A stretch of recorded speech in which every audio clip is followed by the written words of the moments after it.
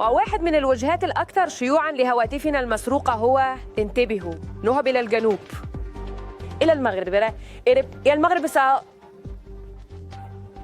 تحديداً إلى المدينة اللي ترونها في الخريطة. سيدي سليمان معروفة بالفعل لدى الكثيرين ممن فقدوا هواتفهم في إسبانيا. الكثير من الناس يقومون بتفعيل مثل حال هذه الفتاة التي سنراها في التقرير. الهاتف عاد للاتصال بعد بضعة أسابيع. وأين ظهر؟ حسناً، هناك في المغرب.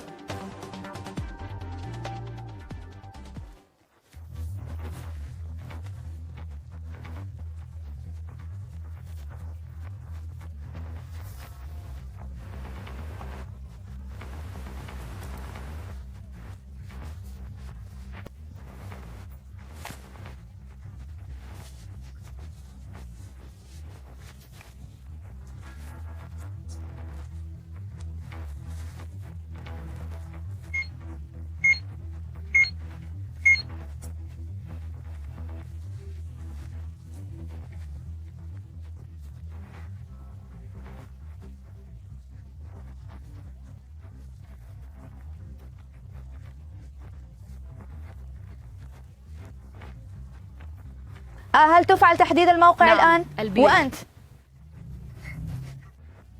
استيقظ، أليس كذلك؟ أن تسرق هواتفنا المحمولة هو موقف قد نتعرض له في حياتنا. ما هو أهم شيء يجب أن نعرفه؟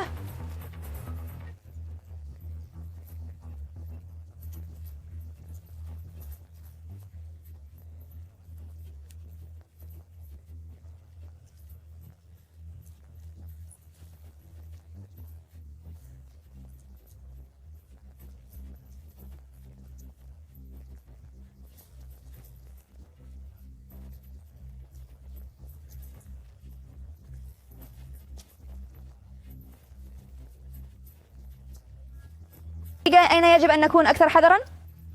تحدث سرقات الهواتف المحمولة غالباً في الأماكن المزدحمة، وسائل النقل العام، على الشرفات. ماذا يجب أن نفعل بعد السرقة؟ الاتصال بالبنوك وإلغاء التسجيل. بلغ الشرطة ليس هناك الكثير مما يمكنها فعله أيضا. لن تذهب للبحث يجب أن نبلغ السلطات عن هؤلاء النساء. ونصيحتي هي لهذا السبب يجب عليكم متابعة المعلومات الجديدة لمحاربة ذلك. سرقة الهواتف المحمولة يمكن أن تصبح تجارة كاملة. لتفادي ذلك علينا أخذ الاحتياطات.